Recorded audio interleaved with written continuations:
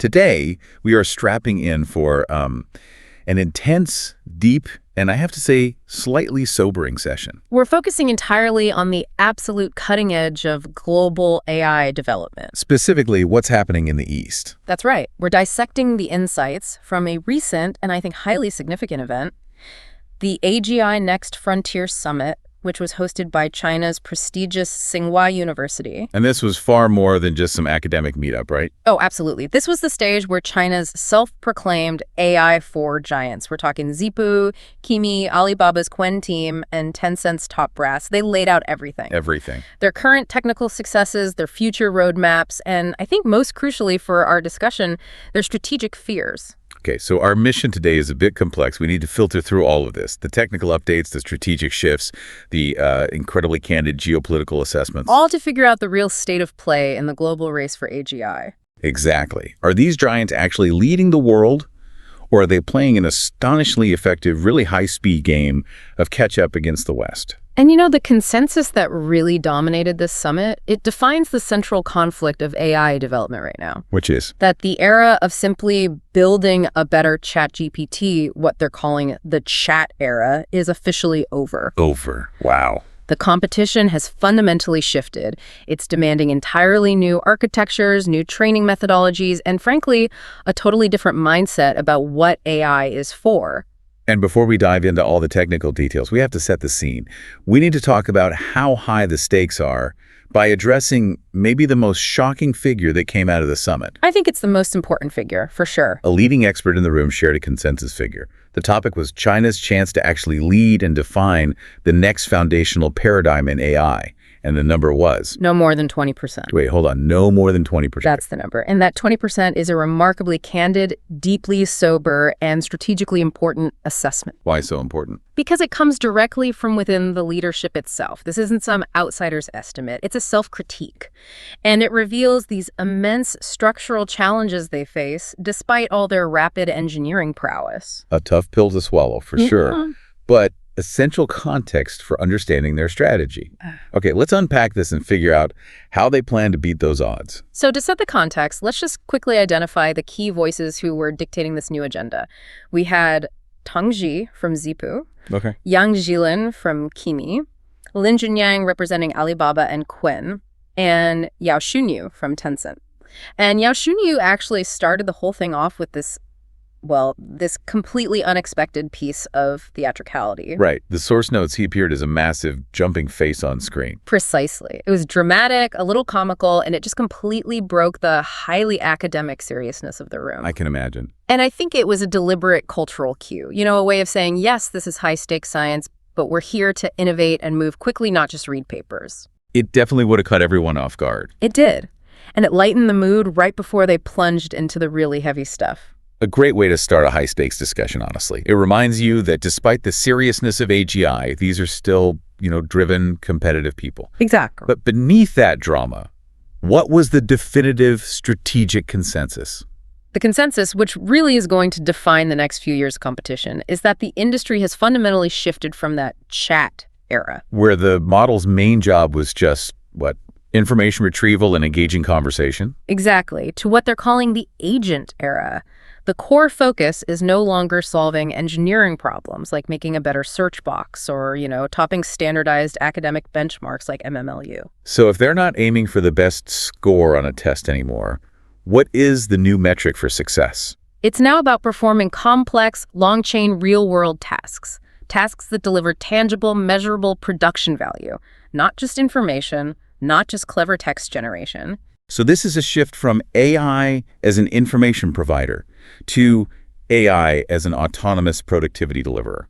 That is the single most important insight we need to focus on throughout this entire deep dive. That pivot is absolutely critical. It means the industry is graduating from, academic novelty to actual economic utility. Yeah. We've been hearing the word agent everywhere. All the time. But this summit clarified that AI's core value is genuinely moving from providing information, like a smart search assistant, to delivering productivity. And that shift immediately demands an entirely new set of capabilities from the foundational models. capabilities they are, frankly, struggling to achieve right now. So we have to be really precise about what an agent means in this cutting-edge context. Yes. An agent is not just a conversational tool that answers a query. That's the old chat era. Right. An agent is a complete goal-oriented system, and it has 3 core traits. It can autonomously use tools. Okay, autonomously. It can interface with external environments, whether that's a computer desktop, a complex software suite, or even a physical system. And third, it has to perform complex multi-step operations. All to achieve some high-level production-relevant goal. And often without human intervention for long, long periods of time. Tang from Zhipu gave a really brilliant analogy to understand the model's trajectory. He compared it to human cognitive development. It's a great analogy. It really makes the complexity feel instantly relatable. Yeah. Think of the model's growth in stages, right? Each one reflecting more sophistication. So the earliest large language models around 2020, they were mostly solving simple QA, question answering, and MMU, multimodal understanding. Tang called this a child learning to read. Exactly. They could process and comprehend basic information. Then came the breakthroughs in logic and scaling. Right. So by 2021, 2022, models moved into basic arithmetic. They were showing rudimentary math skills, some reliable reasoning. He called this the arithmetic stage. Simple calculations, logical deductions. All handled reliably. But the current critical phase, the 2023-2024 phase, that's where things get really complicated. How so? Models are now being asked to tackle complex reasoning and real-world high-stakes tasks. He said they're performing at what he termed a graduate level in problem solving. And showing some initial usability in really complex environments, like the SWE bench, the software engineering benchmarks. Yes. So we're out of the relatively clean, curated classroom environment. And the models are now being handed actual, messy, real-world jobs. And that immediately exposes profound weaknesses. That exposure is the exact reason for the agent pivot, isn't it? It's the whole reason. The challenge of task complexity is the new bottleneck that the chat-era models just cannot handle. Tang shared a fantastic anecdote about this. He did. When Zhipu's users started pushing the model to generate fully functional, complex programs like a playable version of the classic game Plants vs. Zombies. I love that example. It's a great one. You know, complete with a working graphical interface, interaction logic, scoring, a back-end system. The complexity immediately triggered frequent and often unrecoverable bugs. So the model can write a beautiful poem or summarize a financial report, but it fails the real-world test of building a zombie defense game. That's the key distinction. It failed the test of long-chain action and environmental interaction. Solving that task requires not just writing code. It's understanding state transitions, managing long-term memory about game rules. Simulating real-world interaction. That failure is exactly what drives the need for far more robust autonomous agent systems that can monitor their own errors and self-correct. And this isn't just theoretical. We saw Alibaba and Quinn highlighting their concrete push into real agent capabilities. Yes. Junyang detailed Quinn's strategy, and they're moving beyond simply solving simple coding competition problems. Which are often just single-turn tasks. Give me the prompt, give me the solution. Exactly. The new kind of existential goal is solving actual software engineer problems, specifically using benchmarks like SWE Bench. What makes SWE Bench so different and so much more challenging? Well, a SWE bench task cannot be solved in a single generative step. It absolutely requires multi-turn interaction with a simulated environment. So the AI has to act like a real software engineer? It has to. It has to analyze a reported bug, navigate files and folders in a repository, interpret complex environment feedback about what code compiled or failed. Modify the code, and then verify the fix. It's true agent behavior. Yeah. The model must operate and observe, not just generate text. It sounds like the difference between generating a single perfect paragraph and managing an entire project asynchronously over weeks. That's a great way to put it. So if the current challenge is graduate-level programming, what's the long horizon goal that these AI giants are aiming for with agent systems? The ultimate long horizon goal, as Tang defined it, is moving towards fully asynchronous long-chain tasks. We're talking tens or even hundreds of steps that deliver continuous value. And he gave a specific, pretty advanced example. He did. Imagine requiring an AI to continuously monitor various social media platforms, say X, TikTok, and China's Xiaohongshu for all public discussions related to Tsinghua University. Over a full day or a week? Yeah.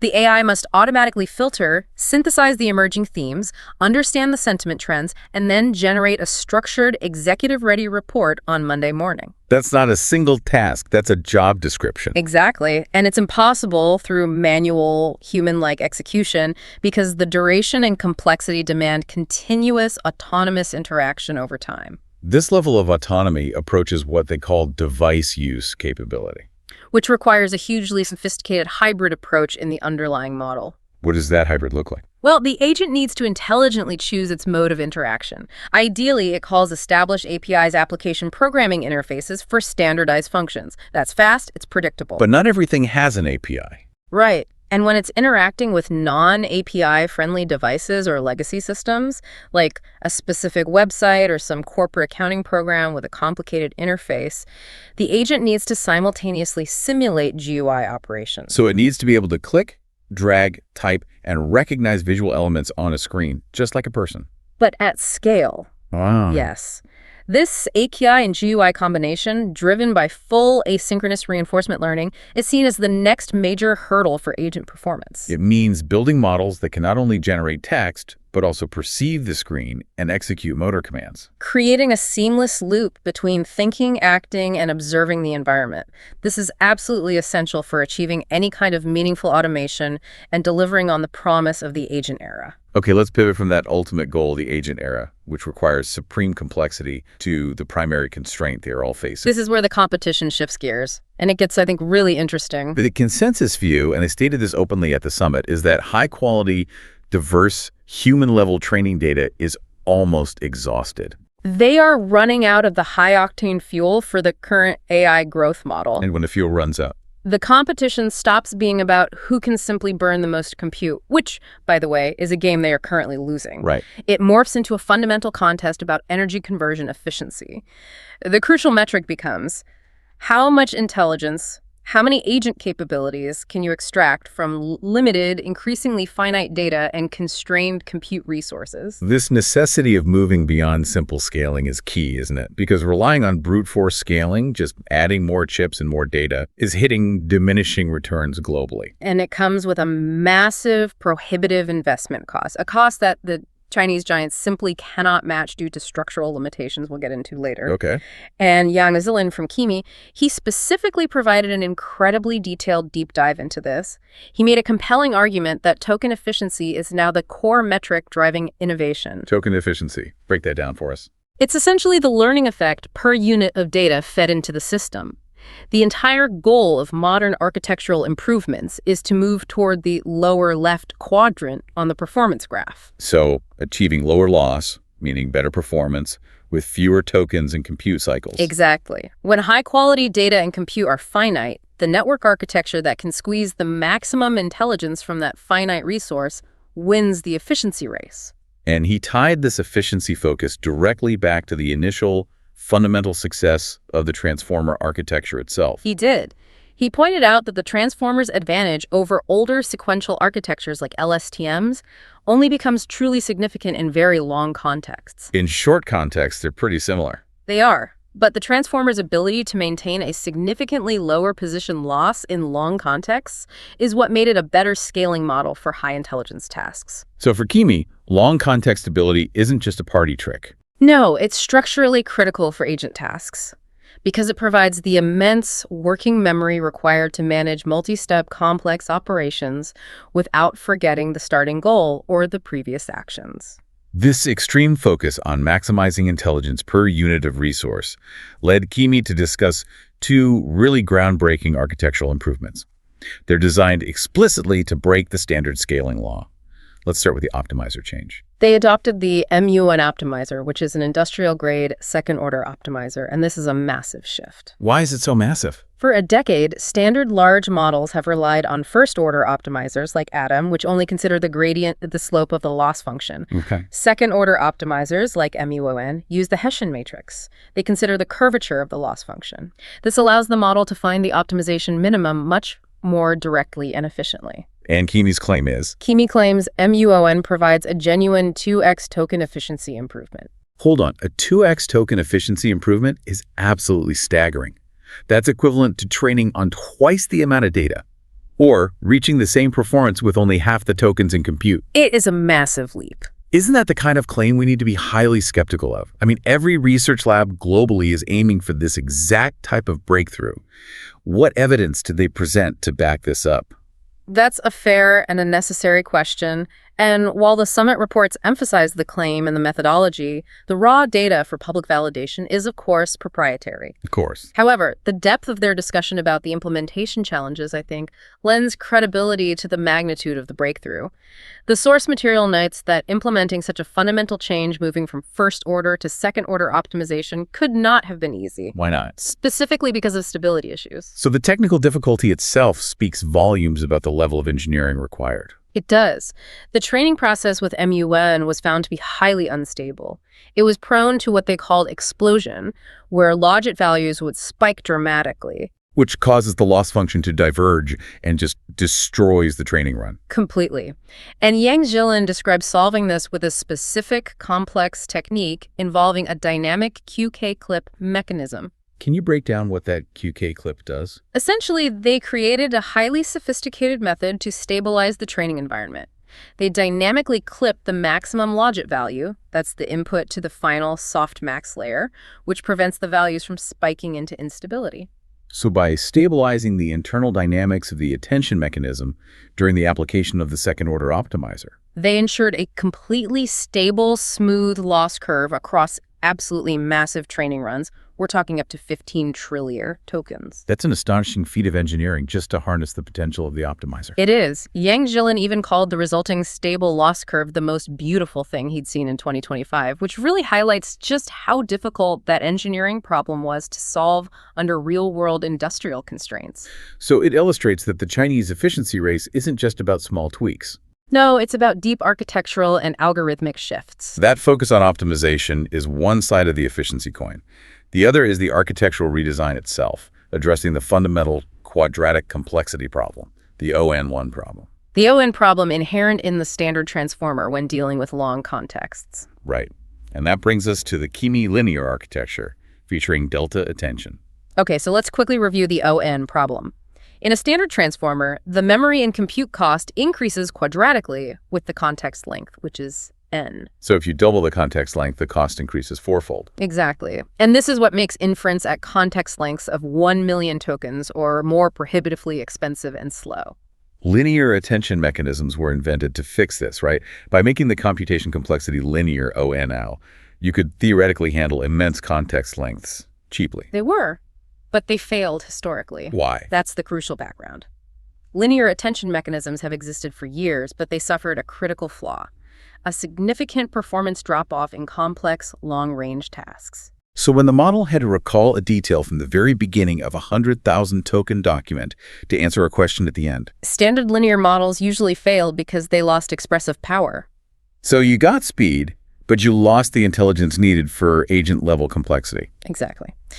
And the delta attention mechanism is designed specifically to overcome this historical limitation. It claims to achieve performance equal to or even better than full attention mechanisms in these long-range tasks, while simultaneously maintaining a staggering 6x to 10x speed advantage over standard full attention at 1 million context length. A huge speed up. How technically do they overcome that performance drop-off while still getting linear scaling? It's highly technical, but the core innovation lies in how delta attention handles memory retention. In standard linear attention, information tends to decay uniformly across the long context, which leads to that performance drop. Okay.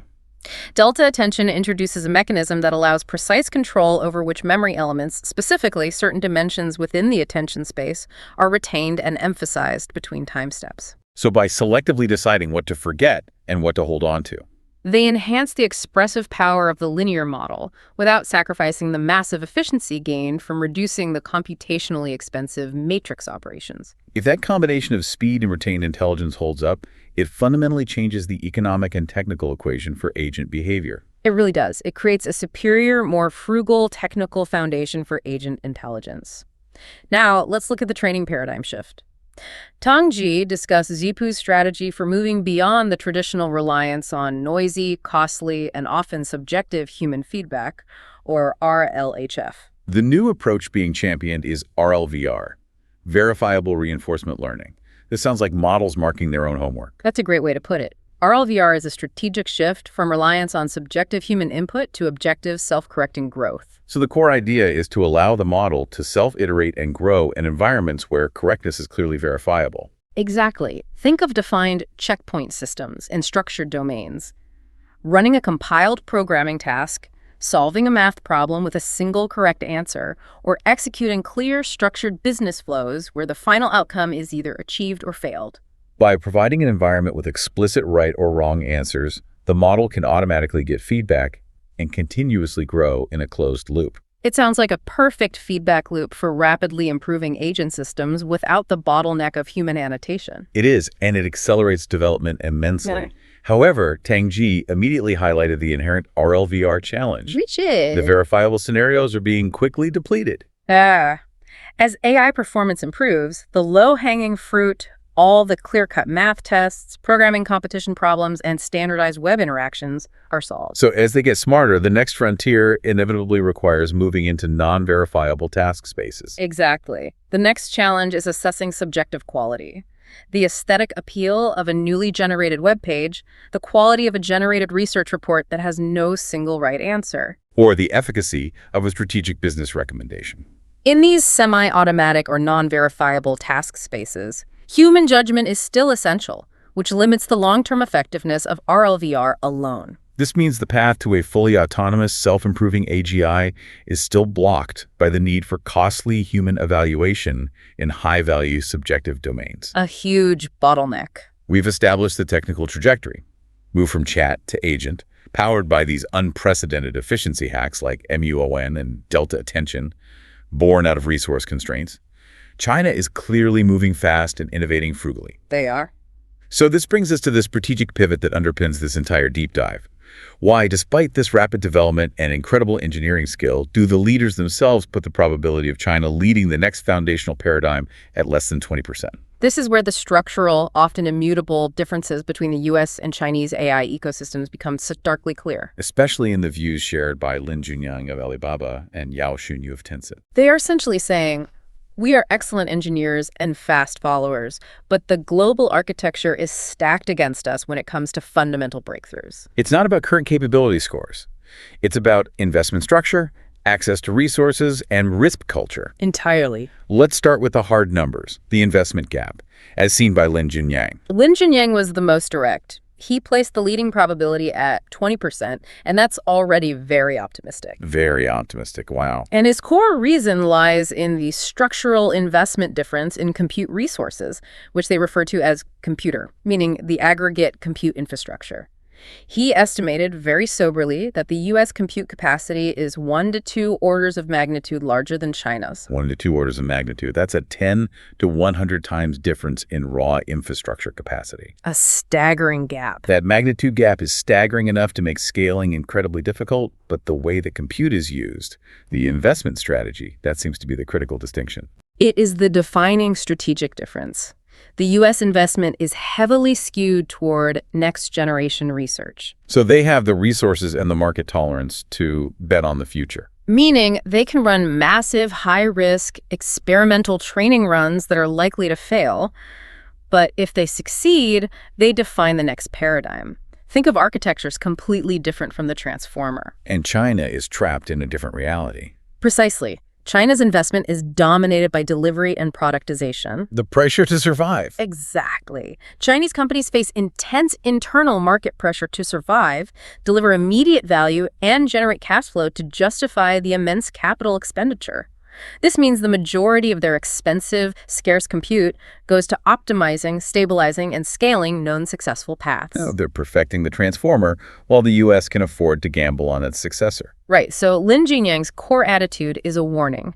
Don't confuse our exceptional ability to catch up in efficiency with any certainty of leading the next foundational shift. He does acknowledge the strong path of frugal innovation, though. Absolutely. The ability of the poor people to optimize algorithms and infrastructure better than the rich people who can afford to waste cards. This frugality allows them to close the efficiency gap fast. But defining a new paradigm requires resources dedicated to high-risk architectural revolution. Which is exactly where the structural investment imbalance is most damaging. Right. And Yao Xunyu from Tencent provided a complementary view, focusing more on the culture and organizational bottlenecks that create this structural 20% ceiling. He sees the problem less as a resource gap and more as a cultural mandate gap. He segmented the problem clearly. Layer 1. China excels at quickly replicating proven concepts and performing stronger engineering. He cited parallels with manufacturing and electric vehicles. So this operational excellence allows them to rapidly chase the score and potentially overtake the existing paradigm, the agent era, for instance. Right. Layer 2. The difficulty lies in leading a new, unproven paradigm. Things like defining true, robust long-term memory or developing genuine, continuous self-learning frameworks. He explicitly stated that China's only problem to solve is whether it can lead the new paradigm, not whether it can simply top the current benchmarks. That's the crux of his strategic argument. And he then detailed the 3 critical constraints that limit China's ability to transition from follower to leader. First, the most immediate: compute bottlenecks. Which isn't just about having fewer chips. No, it's about the integrated ecosystem issues related to lithography, raw chip capacity, and the entire software ecosystem, like CUDA alternatives that runs the hardware. That's a known geopolitical constraint. But the second point is often overlooked: the market adoption model. Exactly. The second constraint is the immature domestic-to-be market adoption and the challenging international commercial environment. So a generally lower domestic willingness to pay for high-cost, cutting-edge AI solutions. Especially compared to the U.S. market, particularly in enterprise settings. And this dampens the potential revenue needed to sustainably fund the high-risk, multi-billion-dollar foundational research required for the next paradigm. If the market doesn't reward the risk won't be taken. Simple as that. And the third constraint brings us back to the core cultural issue Lin Junyang hinted at. The lack of organizational cultural risk appetite. Due to the fierce internal competition and the pressure to survive, there is a systemic unwillingness to divert limited, expensive resources from certainty delivery. The known successful paths toward high-risk, paradigm-defining research that is likely to fail in the short term. So Yao Xunyu's conclusion is that if the entire ecosystem continues to only reward certainty and immediate benchmark scores, the strategic goal of leading the breakthrough will remain an aspirational slogan, forever capped by that 20% likelihood. This analysis creates a fascinating tension. If leading the next paradigm is only a 20% chance, where do the leaders believe the actual opportunity for a breakout lies? How do they plan to convert that 20% into reality? Tang identified 2 potential windows of opportunity that could allow the catch-up strategy to turn into a leadership strategy. The first is highly pragmatic and relies on global exhaustion. When the scaling law, the current paradigm of just getting bigger hits, hard diminishing returns globally. The competition will be forced to shift fully to an intelligence efficiency contest. Essentially, if everyone else stalls, the one who can squeeze the most intelligence out of the least resource suddenly gains the ultimate strategic advantage. Yes. China's frugal innovation, born directly out of resource scarcity, could then win. Their superior efficiency methodologies, like the MUON optimizer, become globally relevant because everyone else will be constrained by the same physics and economics. But wait, is that just wishful thinking? I mean, if the U.S. has a 1-2 order of magnitude compute lead, why would a minor improvement in academic compute suddenly close that entire structural gap? That's where the second window, focused on the 2026 timeframe, becomes compelling but also speculative. Tang argued that the industrial AI labs have been dominating development solely due to their massive proprietary compute advantage. Foundational academic research, which traditionally drives genuine paradigm shifts, like the invention of the transformer itself, has been lagging because universities couldn't afford the required training runs. The talent was there, but the budget wasn't. Exactly. Tang believes that academic compute resources are now improving sufficiently, not to match the industry giants, but to fund novel, fundamental research. So as the academic world, the traditional engine of architectural innovation, returns to the table, they will force a new paradigm shift driven by novel mathematics, algorithms, and architectures, rather than just scaling parameters.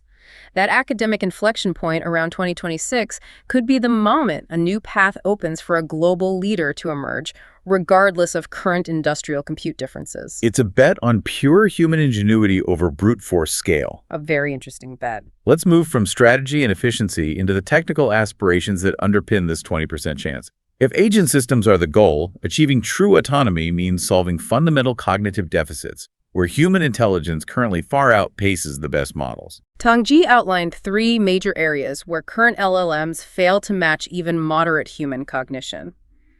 These are the 3 pillars that must be addressed to push toward human-like AGI. The first one is multimodality, which models can technically do now, but he emphasizes a critical distinction: native multimodality. This is a crucial semantic difference. Models can handle multimodal inputs now. You can feed them text, images, and audio, but they lack true sensory integration. What does that mean? Think about how a human experiences the world. We form a holistic, fused understanding by seamlessly blending vision, hearing, spatial awareness, and eventually touch. And models today often treat these as parallel data streams that are just concatenated or aligned in a high-dimensional space. Exactly. So the model knows an image is related to the text, but it doesn't feel the difference between a rough surface and a smooth surface, for instance. It lacks that physical grounding. And Tang argues that without this native multimodality, which involves building a multimodal sensory integration mechanism deep within the architecture, the model's ability to make holistic judgments, understand causality in the physical world, and perform complex actions will remain profoundly limited. The agent needs to perceive its environment as one integrated reality, not 3 separate data feeds. The second deficit is memory and continuous learning. Current models seem to forget everything that happened 2 hours ago, which is the antithesis of sustained agentic behavior. This is a deep engineering problem. Models need to move beyond relying on massive but finite context windows. Humans possess multi-layered memory structures: short-term memory, working memory, long-term memory. And LLMs often collapse all these into a single context window. Once that window is full, the model essentially suffers from cognitive overload and has to discard previous information to make room for the new. Right. But beyond the individual model's memory limitations, Tang raised the crucial point of extending this to systemic civilization-level memory structures. How do we incorporate new, evolving knowledge, the scientific discoveries made yesterday, the geopolitical shifts of today, into a model's sustainable learning framework? So that it evolves alongside civilization, rather than requiring expensive, periodic, full retraining runs. That gap between episodic, costly retraining and continuous, sustainable learning is massive. And the third major deficit is the most philosophical, touching upon level 3 AGI aspirations: reflection and self-cognition. This is the deep ability to self-assess, understand causality internally, and truly understand what am I. He used the dual system model for this, right? He did. Yeah. Tang framed human cognition using the Nobel Prize-winning dual system model. System 1, the fast, intuitive processing that handles 95% of routine tasks. Like automatically hitting the brakes or answering, "Do you want coffee tonight?" Then there's System 2, the complex, slow, deliberate reasoning that only activates for the remaining 5% of difficult, novel problems. And the goal for AI is not just to mimic both systems, but to build the architecture necessary for them to communicate, plus a critical, separate, self-learning module. So the AI must not only process information, but it needs an internal module dedicated to monitoring and optimizing its own cognitive processes. But what does this self-learning actually look like in practice, according to Yao Xunyu? Yao Xunyu clarified that self-learning isn't just a high-level methodological idea. It has to be defined as a measurable task or a tangible outcome that delivers value. And he gave some very concrete, practical examples. He did, like chat becoming increasingly personalized to the user's idiosyncratic needs and communication style over months, or the model becoming deeply familiar with a company's unique internal documents and operating environment. Or the model actively becoming a subject matter expert, like achieving a PhD in a new scientific field through self-directed research. Exactly. It connects back perfectly to the 3 types of scaling Tang mentioned as necessary for AGI: scaling data and parameters, to increase the intelligence upper bound; scaling reasoning, to allocate more time and compute to search for better solutions; and the most challenging, scaling the self-learning environment, providing more opportunities for external interaction, tool use, and closed-loop feedback. Right. And finally, Yang Qing brought the academic world back into the discussion, highlighting its increasing importance as industrial scaling hits its limits. If that 20% chance relies on a 2026 academic shift, The academic world needs to start asking revolutionary questions. He argued that the academic world, previously lagging due to a lack of compute, is now catching up and must address foundational unsolved questions that industrial labs are often too busy or too constrained to tackle. This is where the true revolution has to come from. What foundational questions did he identify as needing resolution before the next paradigm can be defined? First, a highly theoretical constraint, determining where is the upper bound of intelligence? Given a fixed amount of resources, what is the best possible outcome? Trying to see if there's an asymptotic limit to current architectures. Right. Second, they must explore the balance between memory and reasoning. How does memory interfere with or aid reasoning? If you incessantly store every noisy piece of information the model encounters, does it actually degrade the overall reasoning power? This links directly to the economic concept of the no free lunch theorem in machine learning. Absolutely. The question is, how much resource is always needed, no matter how clever the architecture, to reduce error or hallucination to an acceptable business-critical level? Is there a theoretical minimum energy expenditure to achieve reliability? And then there's the famous sleep analogy. The need to clear noise. Yang Qiang pointed out that humans use sleep to clear accumulated noise, allowing them to consolidate learning and improve accuracy day after day, rather than simply compounding errors. So the question for AI researchers is how to create a computational equivalent. An artificial sleep or noise-clearing mechanism to optimize continuous learning frameworks and prevent the model's accuracy from degrading exponentially, which is a common failure mode in multi-step agent tasks. This deep dive began with the technical pivot to agents and the structural assessment of the race. Now let's shift focus to market application and the philosophical grounding. What does the agent age look like in practice? Well, we see a clear strategic divergence in market dynamics between the consumer-to-C and enterprise-to-B domains. And this determines where the Chinese giants will prioritize their limited resources. Yang Qiang offered a historically optimistic view on the consumer side for China. He did. He argued that based on internet history, where the underlying foundational technology often originated in the US, like the Internet Protocol or the smartphone OS. But China excelled at refining and scaling the application forms. The classic example being WeChat. Citing WeChat as the world-leading example of consumer integration, he thinks China is likely to first win and dominate in consumer application forms, leveraging maximal exploitation of the underlying AI technology. Their internal market dynamics just favor rapid, large-scale consumer adoption. But the to-B, or enterprise market, seems to follow a completely different and far stricter logic. According to Yao Xunyu's analysis, yes.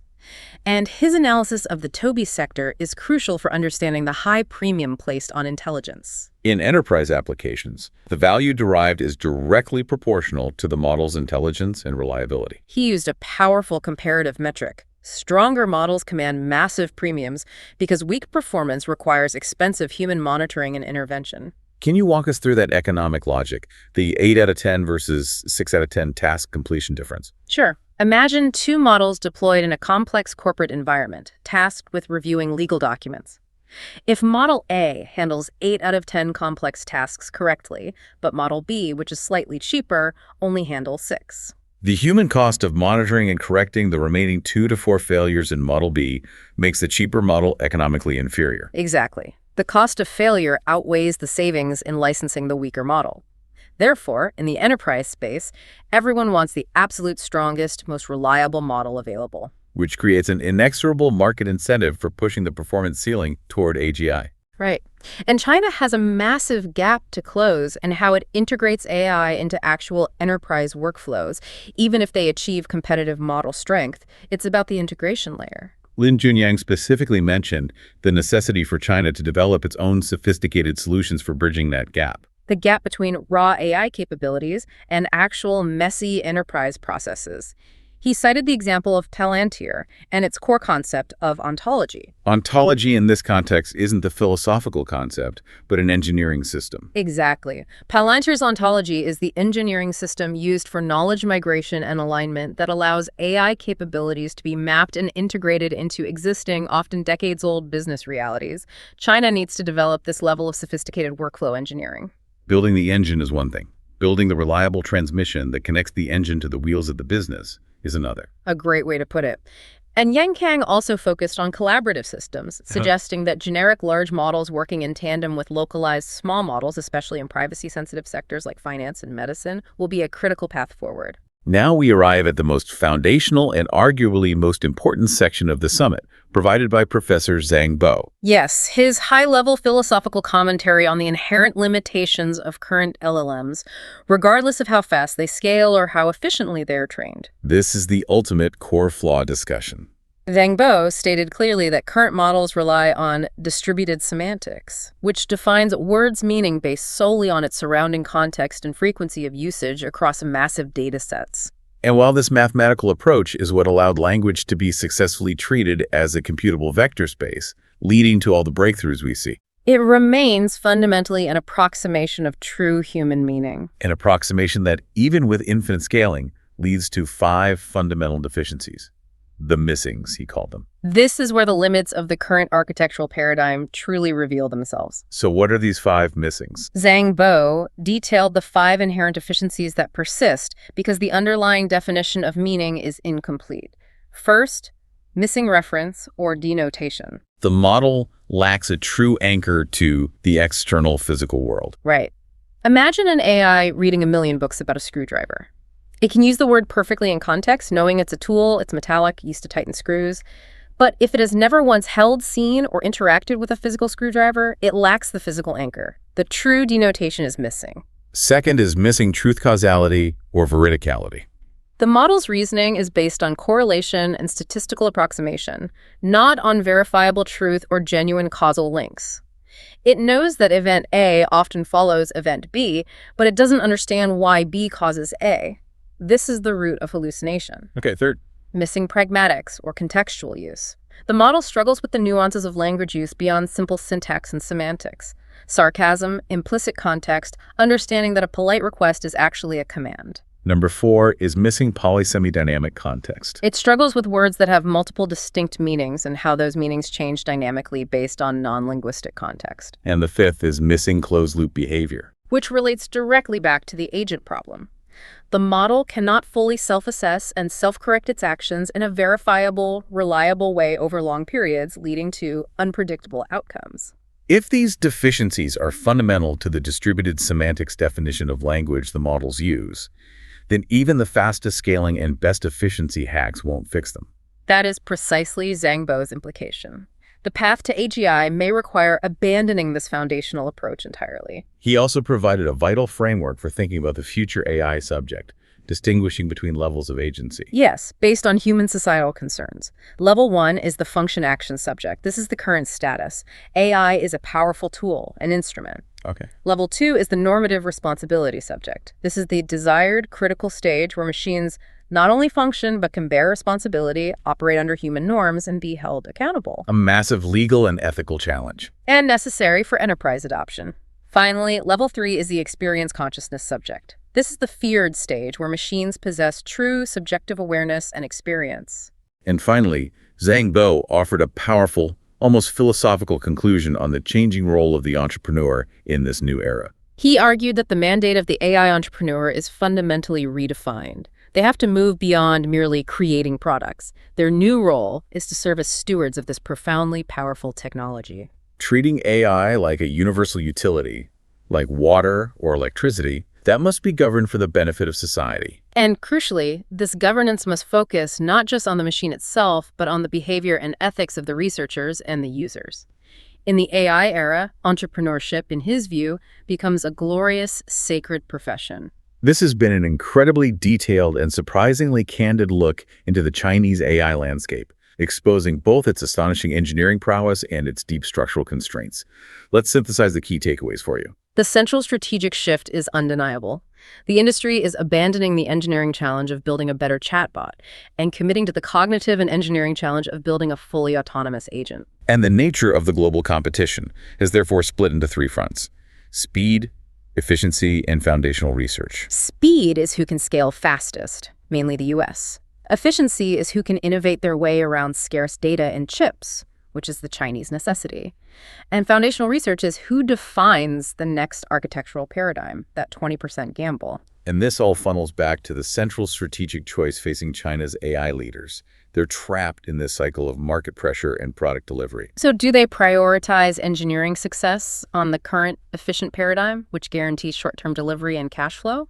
Or do they heed the sober warning and gamble significant resources on defining the next core paradigm, pursuing that difficult yet potentially paradigm-defining 20% chance? And if we circle back to the most fundamental challenge presented by the summit, Professor Zhang Bo's analysis of distributed semantics, we're left with a provocative thought that transcends the geopolitical race. Even if AI achieves level 2 agency, becoming a functional, responsible tool, the underlying technical model is based on an approximation of meaning, not a scientific reality.